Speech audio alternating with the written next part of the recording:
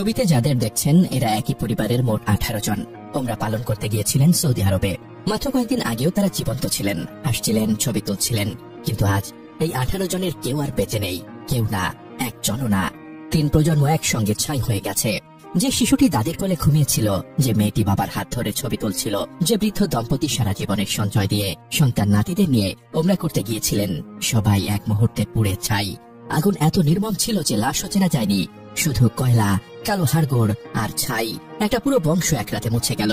ইতিহাসে এমন হৃদয় বিদারক ঘটনা খুব কমই ঘটেছে।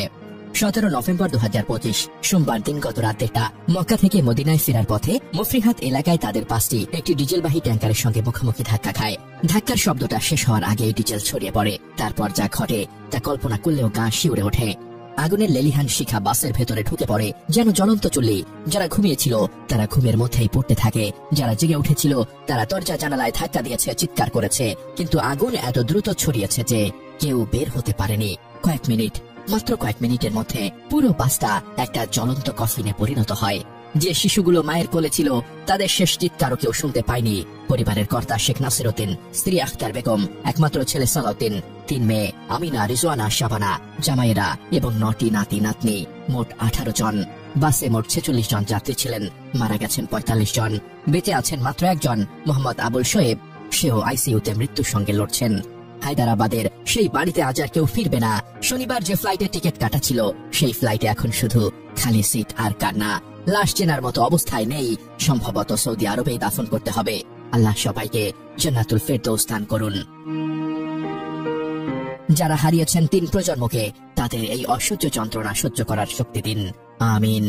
পরিবারটির এক স্বজন জানান, 3 প্রজন্মের সদস্যদের হারানো এই পরিবারটি হায়দ্রাবাদের বাসিন্দা। আগামী শনিবার তাদের দেশে ফেরার কথা ছিল।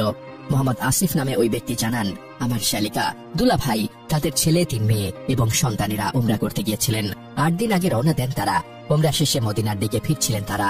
রাত 1টার দিকে দুর্ঘটনা ঘটে। আগুনে বাসটি পুড়ে যায়। আগামী শনিবার দেশে ফেরার কথা ছিল তাদের।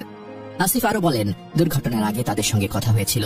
একই পরিবারের 18 জন, 9 জন প্রাপ্তবয়স্ক ও 9 জন শিশু মারা গেছেন। এটি আমাদের জন্য এক ভয়াবহ বিপর্যয়।